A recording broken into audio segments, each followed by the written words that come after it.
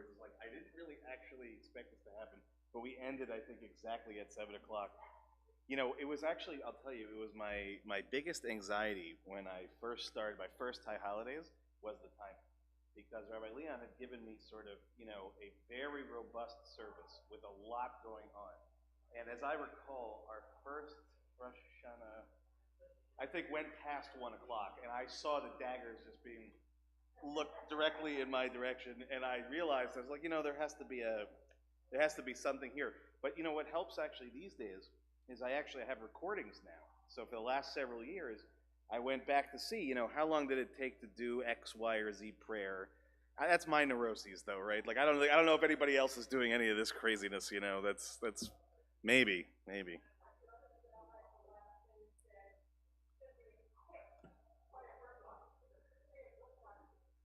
A quick sermon or a quick? Oh yes, the yes. No, so the thing about it actually, what made that service particularly challenging to time for, and Alan, this you wouldn't have experienced this yet, but before COVID and when we were still at the temple, the idea was for the Neila service when the Ark is open, that everybody who wanted to would be able to come up to the Ark and offer like a quick private prayer of some sort. And so, but that is very unpredictable, right? Because you could have somebody, you know, takes quite a while, somebody takes 3 seconds, it could be 20 people, it could be 100 people. In my experience, a lot of people usually showed up for that service, and so that could end up being, and so I just, I would always have a clock. Actually, I, for a while, had a giant clock that was located right there, and, you know, but if you ever saw me kind of glancing over to the side during, it was for 2 reasons. One was to make sure the streaming was still working. I had my iPad here, and the other was to just make sure I had a sense of what time it was. But it really is interesting, you know. This was my 8th High Holidays.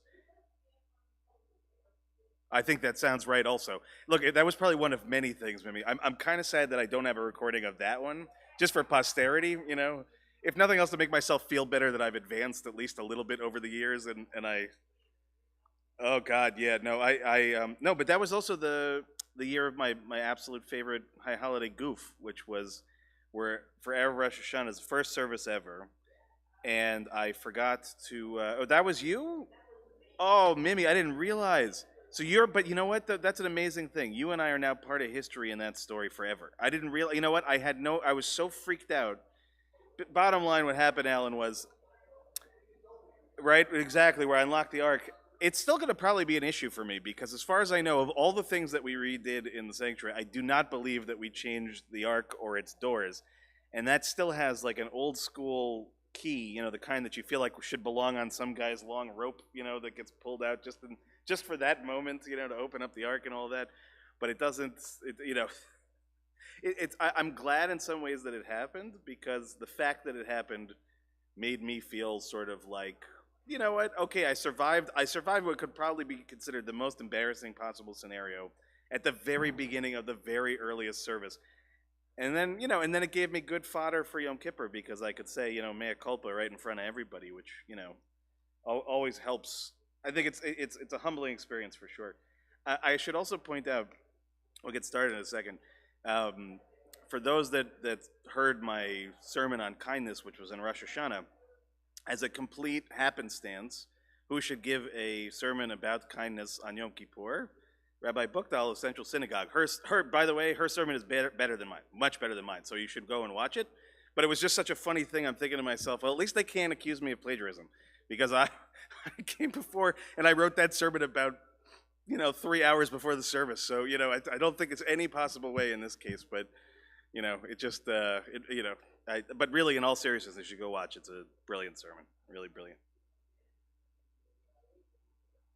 I know. I understand. I I know that, you know, but don't worry. You know, Shelly and I will help. Yeah, Shelly will be good about that too. I promise you. There's no worries there. You know.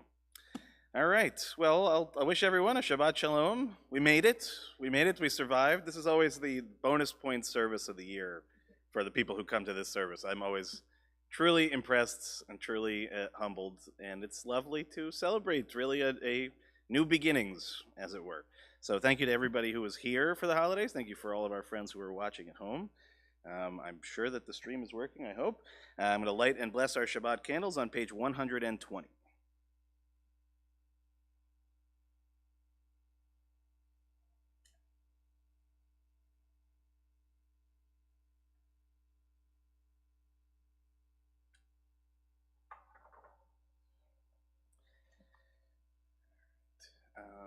After the blessing, would you do me a favor and just ask Josie if she can close those doors after the blessing? Okay. Baruch atah Adonai Eloheinu melech haolam asher kitshanu b'mitzvotav v'tzivanu lehadlik ner shel Shabbat. We'll turn to page 130 and we'll begin our service at the very top of the page.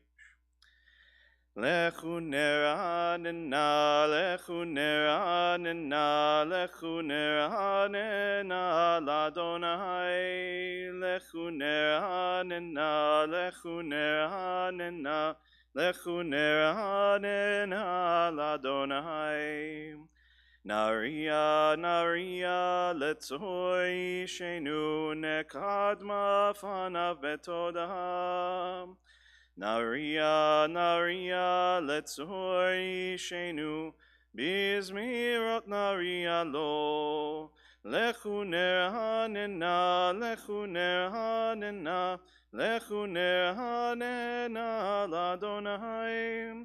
Lechu neranena, lechu neranena, lechu neranena l'Adonai. We're now on page 131, Shiru l'Adonai. Shiru l'Adonai, shiru shir chadash, shiru l'Adonai, kol haaretz. Shiru l'Adonai, baruchu shemo. Basru meyom leyom Yeshuato. Shiru l'Adonai baruchu shemo. Basru meyom leyom Yeshuato. Shiru l'Adonai, shiru shir chadash. Shiru l'Adonai kol haaretz.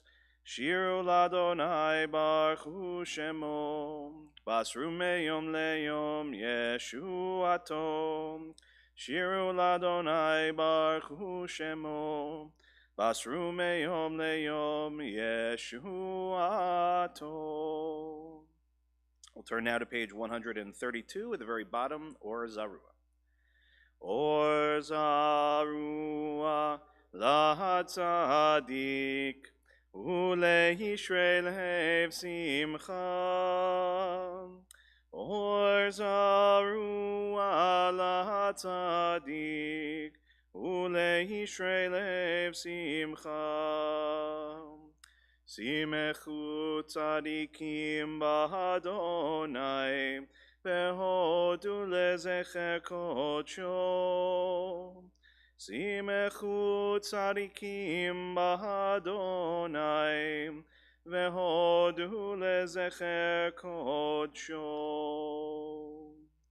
We're now on page 134 at the very top.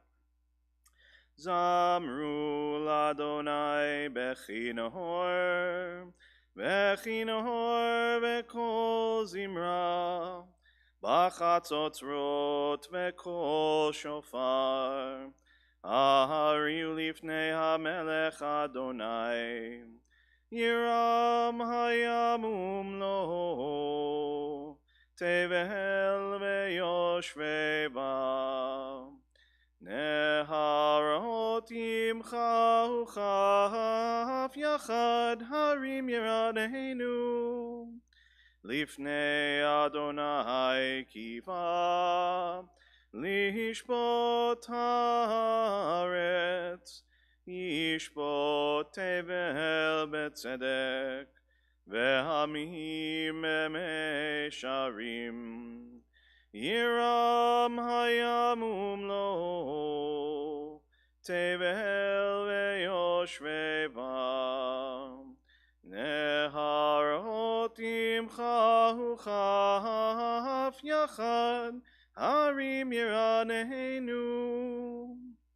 We'll turn now to page 135, Romamu, which is the last Hebrew paragraph in the middle of the page. Romemu Adonai Eloheinu ve'ishtachavu lehar kodsho. Romemu Adonai Eloheinu ve'ishtachavu lehar kodsho. Ki כי קדוש אדוני אלוהינו רוממו. כי קדוש אדוני אלוהינו רוממו. רוממו אדוני אלוהינו והשתחוו להר קודשו. So apropos, I think it was Marcia's question last week during Ask the Rabbi, we'll bring the 29th Psalm back into the rotation on page 136. Been a while, so hopefully the rabbi remembers the melody. Mizmor leDavid, havu l'Adonai b'nei Elim, havu l'Adonai kavod va'oz, havu l'Adonai kevod shemo, ishtachavu l'Adonai behadrat kodesh. Kol Adonai al hamayim el hakavod hirim, Adonai al mayim rabim, Adonai al mayim rabim. Kol Adonai ba'koach, Kol Adonai behadar, Kol Adonai shomer harazim, Vaishaber Adonai et arzei halvanon, Vayarkidehem kemo hegel, Levanon vesiryon, kemo ben reimim, kemo ben reimim. Kol Adonai chotzev lavotesh, Kol Adonai yachil midbar, Yachil Adonai midbar kadesh, Kol Adonai yechol elayalot, Vayechesof yeharot uvechalo, Kulo mekavod, kulo mekavod, kulo mekavod. Adonai lama b'hu yashav, vayeshev Adonai melech leolam, Adonai oz le'amo yiten, Adonai yivarech et amo v'shalom. Chadod is on page 138, and we'll do the first, second, fifth, and ninth paragraphs. Lecha dodi likrat kala, penei Shabbat nekabela. Lecha dodi likrat kala, penei Shabbat nekabela. Lecha dodi likrat kala, penei Shabbat nekabela. Lecha dodi likrat kala, penei Shabbat nekabela. Shamor vezachor vedibur echad, ishmianu el hamiyuchad, Adonai echad u'shemho echad, l'shem u'tiferet ve'litila. Lecha dodi likrat kala, penei Shabbat nekabela. Lecha dodi likrat kala, penei Shabbat nekabela. Likrat Shabbat lechu v'nelcha, ki mekor haberacha, merosh mikedem nesucha, sof maaseh b'machshavat tchila. Lecha dodi likrat kala, penei Shabbat nekabela.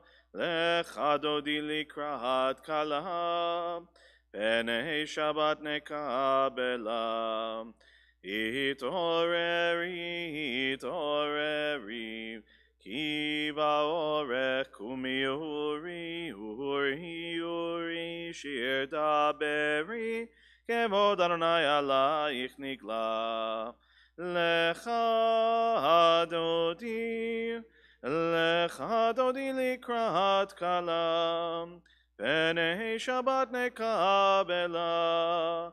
Lecha dodi likrat kalam, Penei Shabbat nekabela.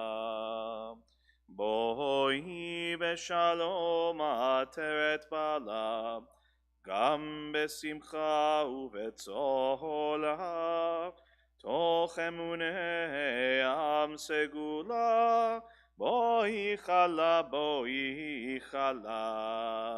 Lecha dodi likrat kalam, Penei Shabbat nekabela.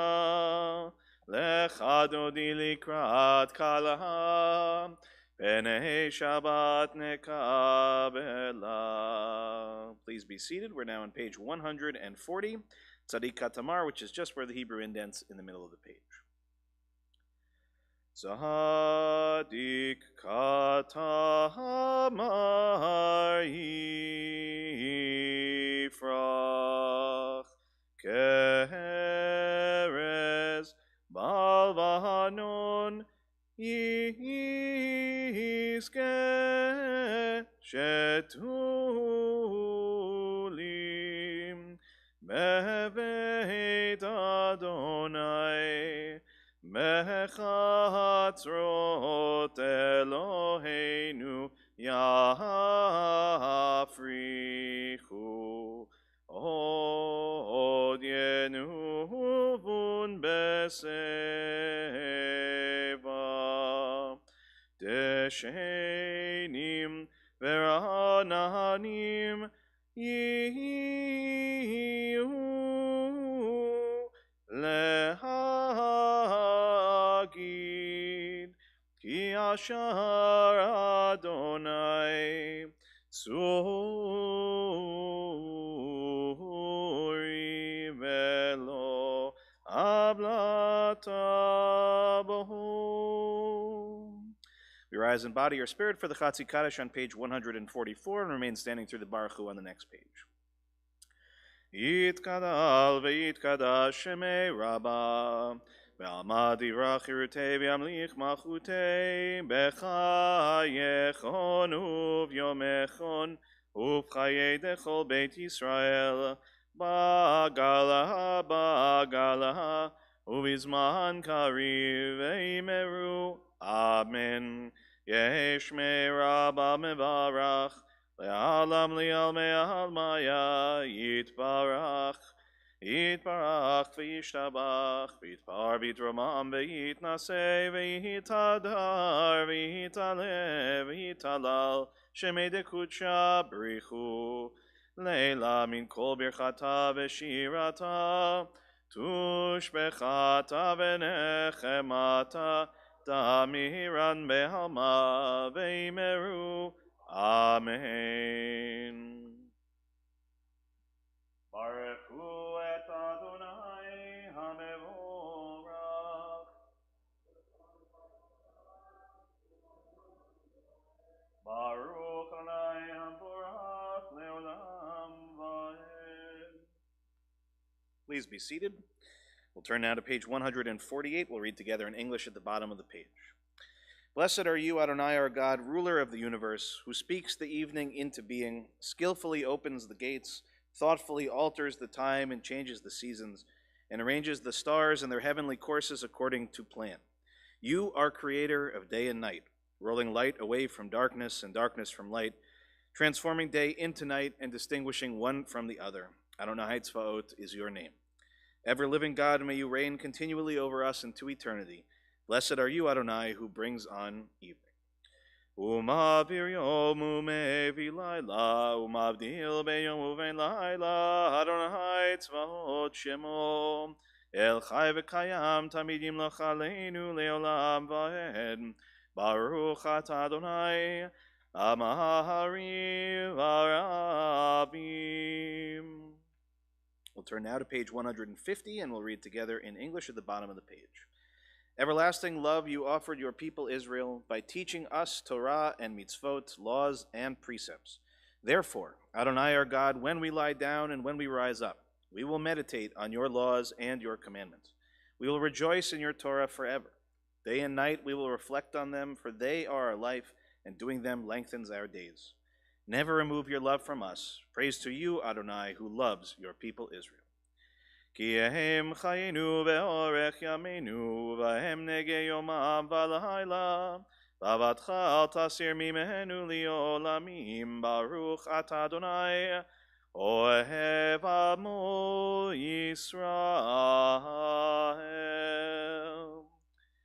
שמע ישראל, אדוני אלוהינו, Adonai Echad. Please join me on page 154. ואהבת את אדוני אלוהיך בכל לבבך ובכל נפשך ובכל מאודיך, והיו הדברים האלה אשר אנוכי מצווך היום על לבביך, ושיננתם לבניך ודיברת בם בשבתך בביתך ובלכתך בדרך ובשוכבך ובקומך, וקשרתם להיות על ידיך והיו לטוטפות בין עיניך, וכתבתם על מזוזות ביתך ובשעריך, למען תזכרו ועשיתם את כל מצוותיי והייתם קדושים לאלוהיכם, אני אדוני אלוהיכם אשר הוצאתי אתכם מארץ מצרים להיות לכם לאלוהים, אני אדוני אלוהיכם, אדוני אלוהיכם אמת. Let's read together on page 157. Standing on the parted shores of history, we still believe what we were taught before ever we stood at Sinai's foot, that wherever we go, it is eternally Egypt, that there is a better place, a promised land, that the winding way to that promise passes through the wilderness, that there is no way to get from here to there except by joining hands and marching together. As we turn to page 158, the very top. Ya bye bye bim bim bim bam, ya bye bye bye bim bam, ya bye bye bim bim bim bam, ya bye bye bye bim bam, ya bye bye bye bye bye, ya bye bye bye bim bam, ya bye bye bye bye bye, ya bye bye bye bim bam. Mi chamocha bailim Adonai, mi chamocha nedar bakodesh. Nor hatehilot osefel, nor hatehilot osefel. Ya bye bye bim bim bim bam, ya bye bye bye bim bam, ya bye bye bim bim bim bam, ya bye bye bye bim bam, ya bye bye bye bye bye, ya bye bye bye bim bam, ya bye bye bye bye bye, ya bye bye bye bim bam. מלכותך ראו פניך, בוקעם לפני משה ומרים, זה לי ענו ואמרו, אדוני ימלוך לעולם ועד. ונאמר, כי פרד אדוני את יעקב, וגואלו מיד חזק ממנו, ברוך אתה אדוני, גאל ישראל. Let there be love and understanding among us. Let peace and friendship be our shelter from life's storms. Adonai, help us to walk with good companions, to live with hope in our hearts and eternity in our thoughts, that we may lie down in peace and rise up, waiting to do your will. Hashkivenu, page 160. Hashkivenu Adonai Eloheinu leshalom, V'hamidenu shomreinu lechayim. Hashkivenu Adonai Eloheinu leshalom, V'hamidenu shomreinu lechayim. Ushmor tzeteinu, uvoeinu, לחיים ושלום מעתה ועד עולם.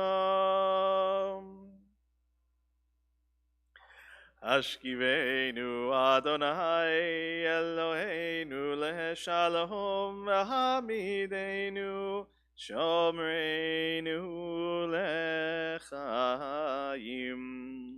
Blessed are you, Adonai, guardian of Israel, whose shelter of peace has spread over us, over all your people Israel, and over Jerusalem.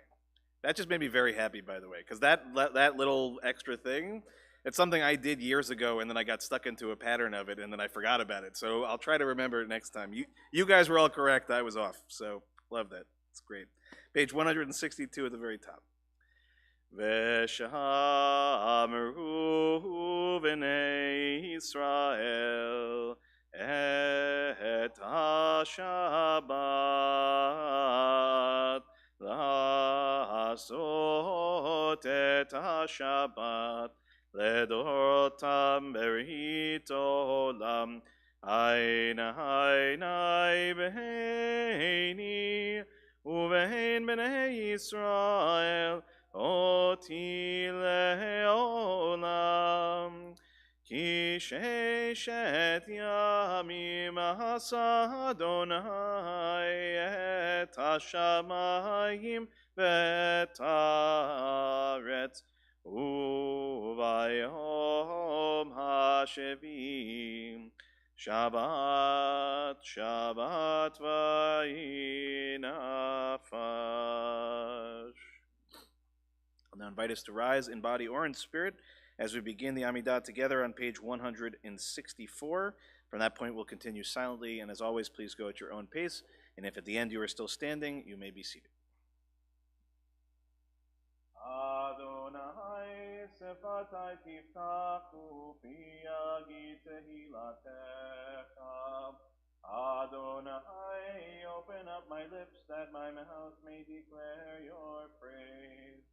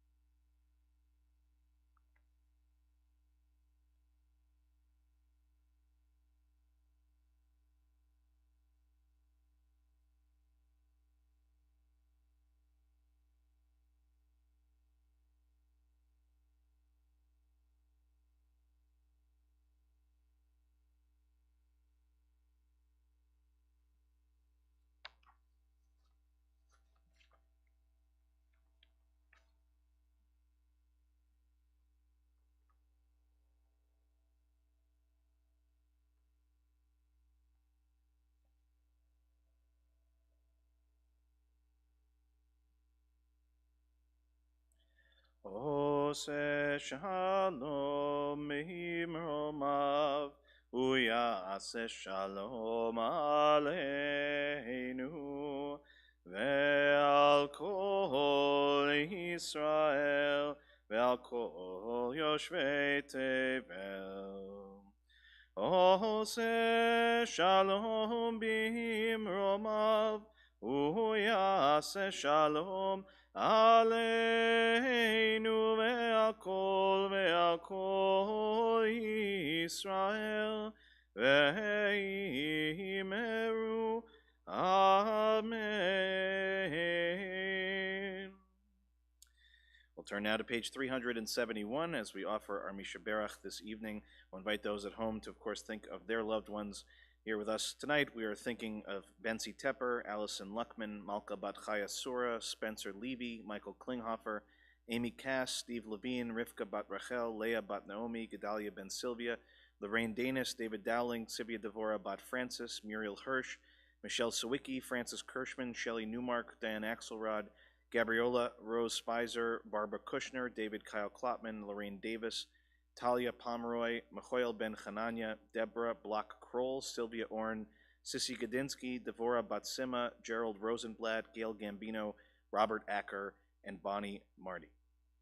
In addition to the names that we just mentioned, if anyone who is with us tonight has additional names to share, we'll start on this side of the room and work towards the back. And we'll just ask everyone to raise a hand, and then we'll come to this side.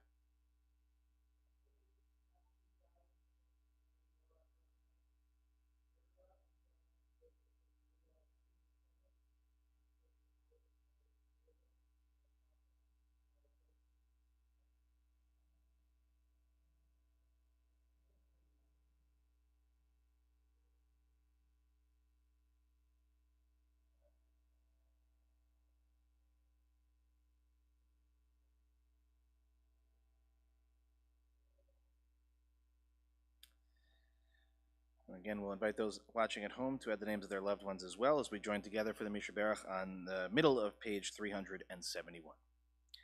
Mishaberach Avotenu Nekor HaBracha Leimotenu.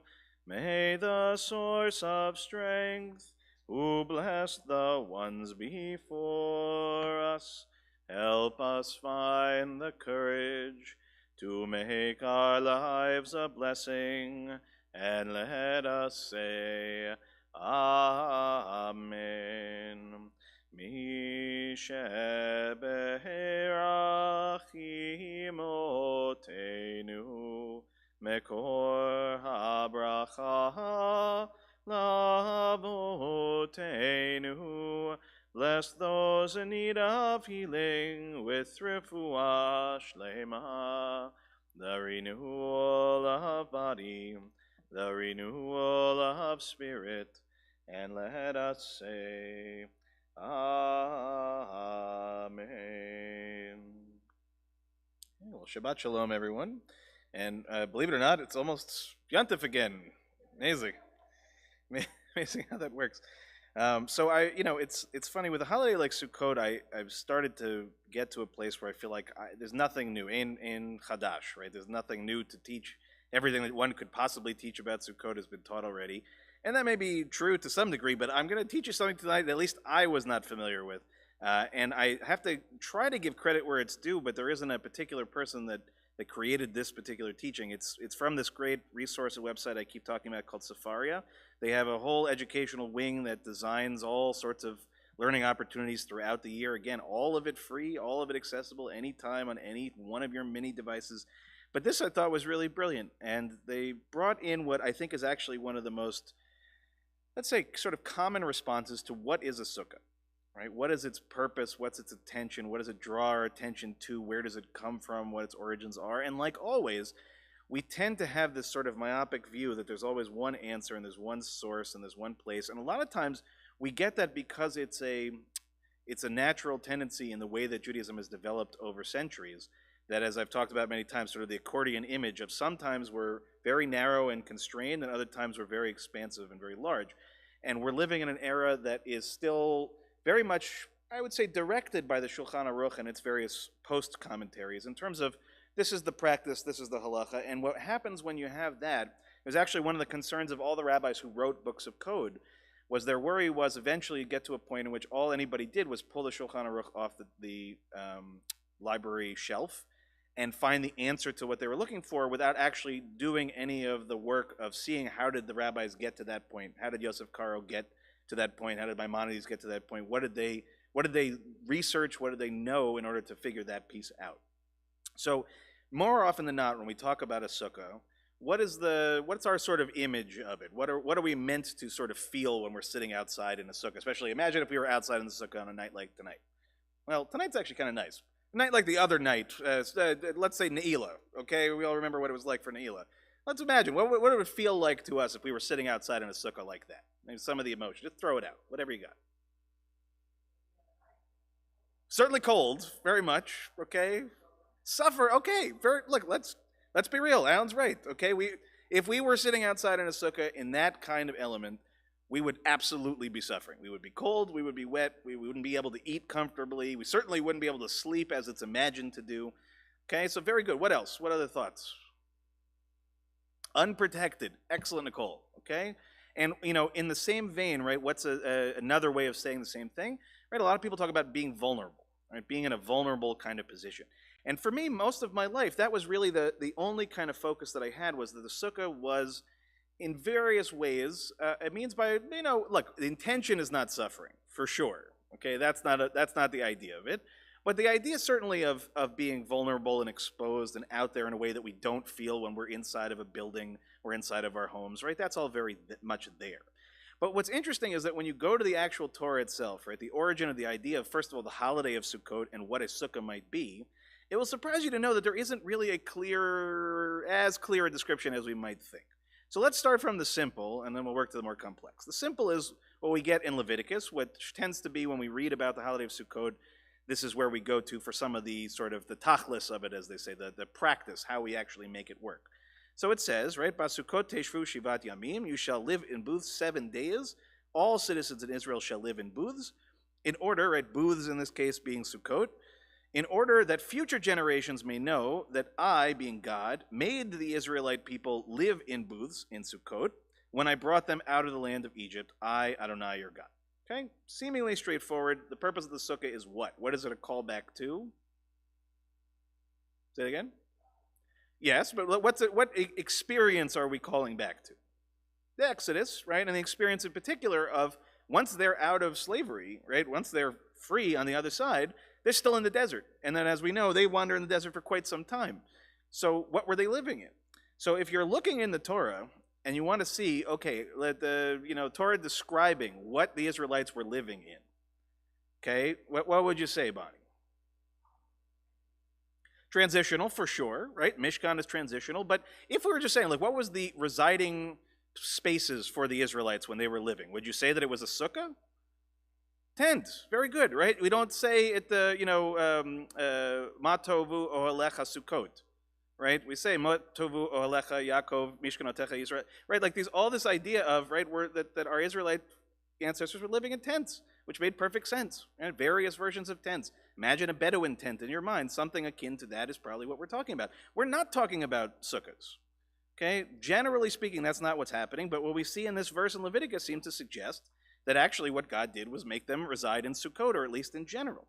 So this leads to actually a very interesting debate in Masechet Sukkah, which seems logical as to where it's going to appear, Babylonian Talmud, in which the rabbis are not quite sure exactly what this is about, and they posit that there actually is another reason for the sukkah and another symbol that it represents.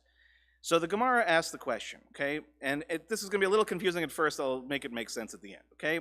So this, which is a conversation we're coming into, works out well according to the one who says that the Sukkot mentioned in the verse that we were just talking about were actually clouds of glory. Okay, clouds of glory may sound sort of out there for you, but in the Torah itself, it's one of the things that we know about God's presence for the Israelites in the desert was they traveled oftentimes, right, I always get it reversed, right? By nighttime, I think, is in a cloud of glory, or maybe it's during daytime, but God's presence essentially is manifested in this thing that we call a cloud of glory. Okay?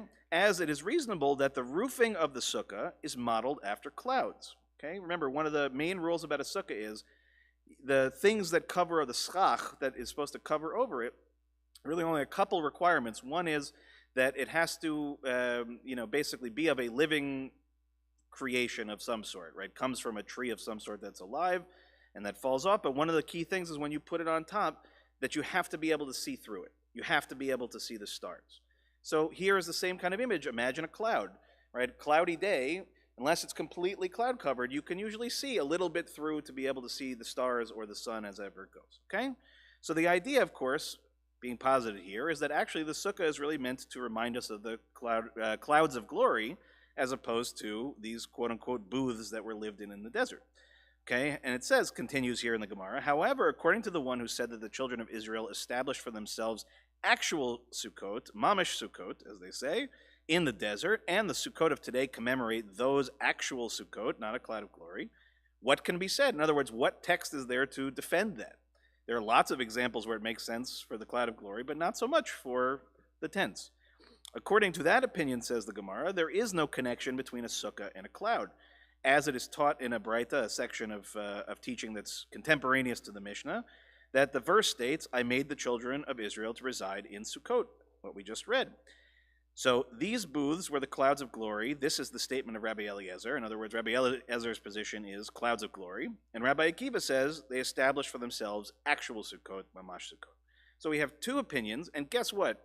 Wonderfully, as the Talmud tends to do, two opinions, no actual outcome. They're presented, and they are presented strongly. Rabbi Akiva is probably, in the grand scheme of things, considered the greater than Rabbi Eliezer.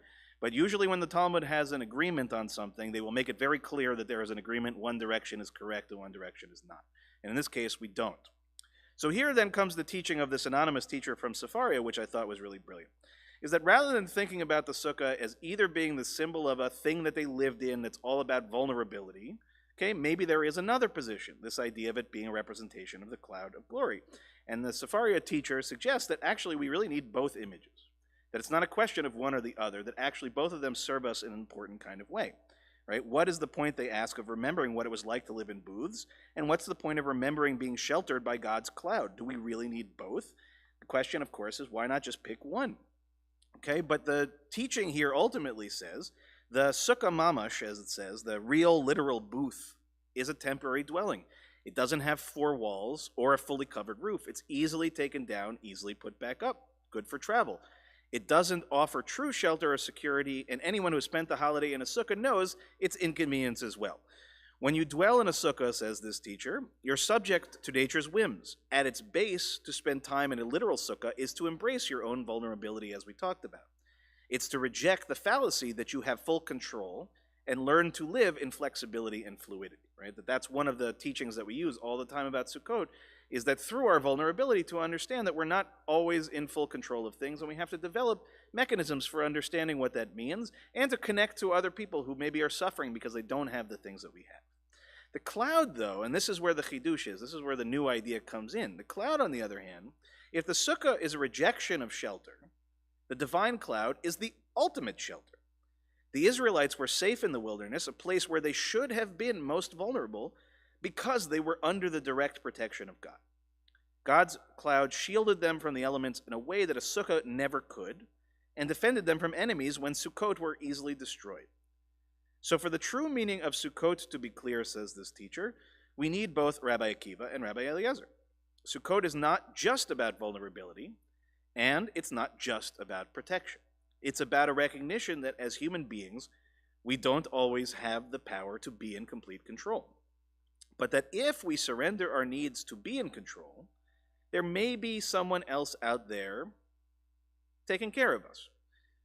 So as it closes, a little tongue-in-cheek, but I think it's nice, they say, so relax.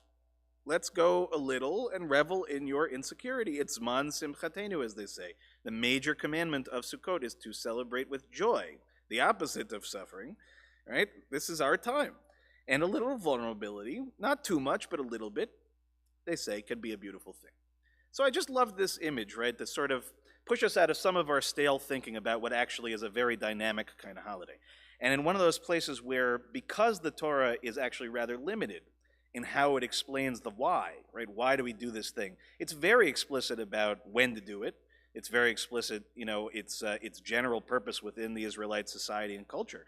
But these ideas, the ideas that we tend to associate with it, are much, much later creations by the rabbis themselves, trying to embed a certain kind of meaning in the experience, especially generations after the Israelites have long been established in the land of Israel, and in certain cases already been in exile. So the holiday as this idea of living in the land of Israel and living as their forefathers It's not so simple when all of a sudden you're living in Poland, right? Or you're living in some other part of the world where at this time of year, it is not what it is in Yerushalayim, I assure you. It's certainly not what it is in the Negev desert at this point. So we have to think in symbolic terms. And so here is a nice idea that rather than only focusing on the idea of vulnerability, we can also keep an idea of a remembrance, right? That there is a protective element of God that exists for us even to today. And if we hold these two things in place, really something quite beautiful. Mimi, you look like you have something to say. Where'd the harvest get into it? The harvest actually, in many ways, is the most important part of it. So it comes in also in the Torah. There's a lot of discussion of its relevance in terms of the Torah. But the rabbis ultimately later on in the Talmud derive a whole lot more from it, and they expect a whole lot more from it. But the main idea was that during these harvest holidays, Sukkot, Shavuot, Pesach, that there was they're called the Shalosh Regalim together, the three pilgrimage holidays that a regal is your leg. So the idea was these were the three holidays where people were expected to come up to Yerushalayim, and in most cases to bring sacrifices and offerings and things of that nature. But the truth is that there are lots of anthropological explanations of the harvest aspect of this holiday as well, you know. But I'll tend to think in the more ethereal for this particular holiday. But thank you very much for indulging, and I hope this will be a holiday for all of us that will be filled with both a sense of vulnerability, reasonable, and a sense of God's protection as well. So with that, I wish you all a Shabbat Shalom, and almost Erev Yontif, and we'll rise as we turn to page 186, back in our Sidurim, page 186 at the bottom of the page, Aleinu L'Shabeach. Aleinu L'Shabeach L'Adon HaKol L'Ateit Keduvah L'Yotzer Breshit Shelo Asanu Kigoyei Haratzot Velo Samanu K'mishpachot Adama Shelo Sam Chelkinu Kahem Vegor Aleinu Kekol Hamonam V'Anachnu Kor'im U'Mishtachadim U'Modim Lifnei Melech Malchei Halachim HaKadosh Baruch Hu. Page 591. V'nehemar v'haya Adonai lemelech al kol haaretz bayom hahu yeh Adonai echad u'shemo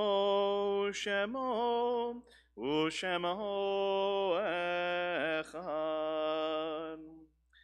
And ask those in mourning and those observing yahrzeit to please remain standing. Everyone else may be seated at this time. I think first of those who passed in our community in recent months. Martin Blake, Lynn Cowan, Faith Diskin, Arlene Eber, Jay Fagan, Ellen Frank, Chaim Bear Greenwald, Mark Joseph, Jane Beard Cass, Gertrude Katz, Buddy Kossoff, Helene Krotman, Emmanuel Kiprios, Leo Leibowitz, David Lieberman, Sandra Tromberg Luongo, Norma Polsek, Lillian Schwartz, David Senf, Anita Sheldon, Alan Silver, Larry Wartor, Miriam Weinfeld, Peter Weinstein, Rita Weitzman, and Matthew Adam Zimmer. We also mark the yahrzeits that occurred during the last week for Libby Alpern, Jean Benjamin, Gertrude Bogash, Herman Eagle, Florence Emanuel, Joe Ferrente, Elizabeth Field, Marcia Gilbert, Harriet Raff Goldstein, Margie Haddad, George Horowitz, Theodore Jaffe, Ida Kaplan, Sally Klein, Jeanette Lowe, Milton Maisel, Anne Weinberg Moskowitz, Samuel Paul, Saul Paul, Mary Rach, Dinah Matlin Radetsky, Ruth Rossick, Julius Scheinert, Leonard Sizitsky, and Leonard Sizitsky. Is anyone else saying Kaddish tonight for someone we didn't mention?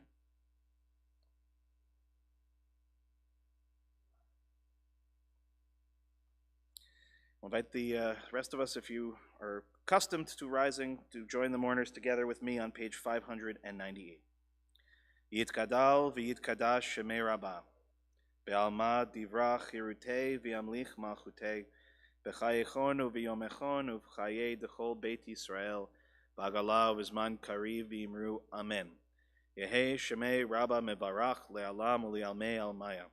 Yitbarach v'yishtabach v'yitpa'ar v'yitramam v'yitnaseh v'yithadar v'yit'aleh v'yithalal shemei d'kudsha b'richu leila min kol birchata v'shirata tushbechata v'nechemata da'amiran be'alma v'yimru Amen.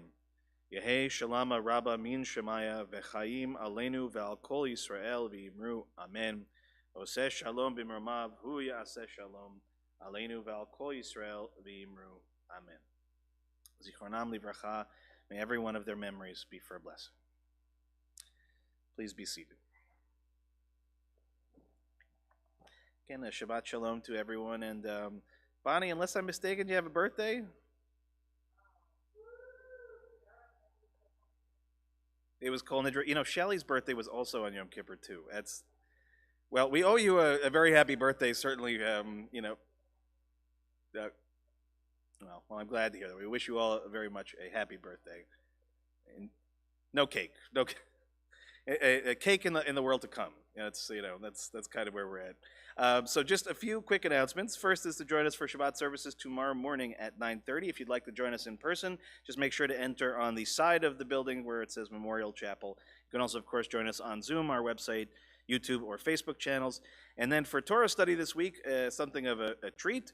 My father will be teaching in my stead, so I can get a little bit of a break. So if you've ever had the experience of learning Torah with Peter Geffen, this is another opportunity for you. And if you've never had the experience, you can find out at least a little bit of where I come from. It explains a lot, for sure. So you can join Peter at 12 o'clock on Zoom as well. And just a big mazal tov to our little guy, Aiden Lebu, who's not so little anymore, who's going to become a bar mitzvah tomorrow in a mincha service. So those that know Aiden and Elise, this is a big, big moment. He's been working very hard, and he's a very sweet young guy. So we're very excited for him and very excited for that to take place. And a reminder again that Sukkot begins Sunday evening. And some of you, I hope you saw the email that I sent out earlier. I made something of a last-minute decision to switch just the Erev service to Zoom only, really with two reasons why just for this year. One is that normally for that service, what gets us all there is that we know we could actually go sit in the sukkah and have a nice meal. We are putting up a sukkah. It is a very minor-sized sukkah, one that would not really accommodate us, nor are we serving food at the moment. So I had a thought that Zoom allows, like I learned about Sichot, it allows for some interesting things that can be done in the digital space. So I have some ideas. I won't tell you what they are, but I'm going to try to make it a learning and a joyful experience. And then just a reminder, though, that Monday morning service will be live. It will be in person. Anybody who would like to come, we have extra lulav etrog in the Arba Minim. So anybody who would like to, if you've never done that for Sukkot and would like to learn how to do it, it's a great service to come to. It has Hallel. It's got a lot, actually. So it's a great service, and that will be Monday. And just so there's no confusion, just because I wanted to keep it consistent, it's a 9:30 start. Okay, so it's a 9:30 start, just like Shabbat. It's the same basic idea. The holidays is a different story. Hopefully that was not super confusing for all of you.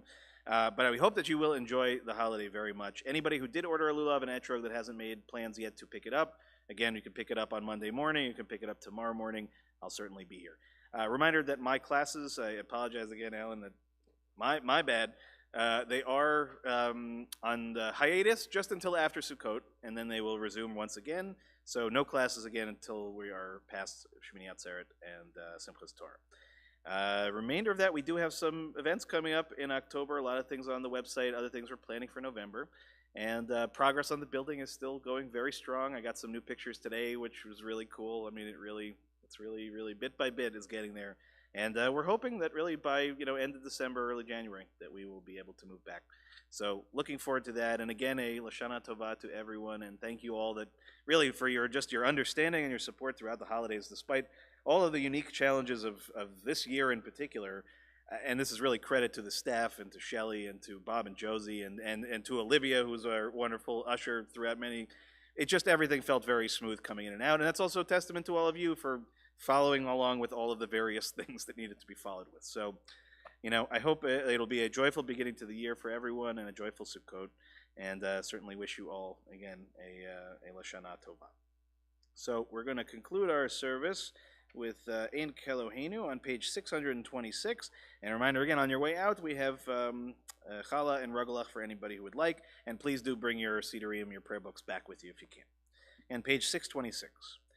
Ein Keloheinu, ein Kadoneinu, ein Kemalkeinu, ein Kemoshienu, mi Eloheinu, mi Kadoneinu, mi Kemalkeinu, mi Kemoshienu, Nodel Eloheinu, Nodel Adoneinu, Nodel Malkeinu, Nodel Moshienu, Baruch Eloheinu, Baruch Adoneinu, Baruch Malkeinu, Baruch Moshienu, Atahu Eloheinu, Atahu Adoneinu, Atahu Malkeinu, Atahu Moshienu. And we'll rise for Kiddush on page 123. Baruch atah Adonai Eloheinu melech haolam borei peri hagafen. Baruch atah Adonai Eloheinu melech haolam asher kitshanu b'mitzvotav v'ratzavanu v'shabahat kodsho b'ahava u'vratzon inchilanu zikaron lema'aseh v'reishit ki hu yom techila lemikrae kodesh zecher letziat mitzrayim כי בנו בחרת, ואותנו קידשת מכל העמים, ושבת קודשך, באהבה וברצון הנחלתנו, ברוך אתה אדוני, מקדש השבת. Amen. Okay, Chaim. Baruch atah Adonai Eloheinu melech haolam hamotzi lechem min haaretz. Amen. Good Shabbos, everyone. Okay, get home safe. See you soon. Alan, how's the fam? Good? Good. Good.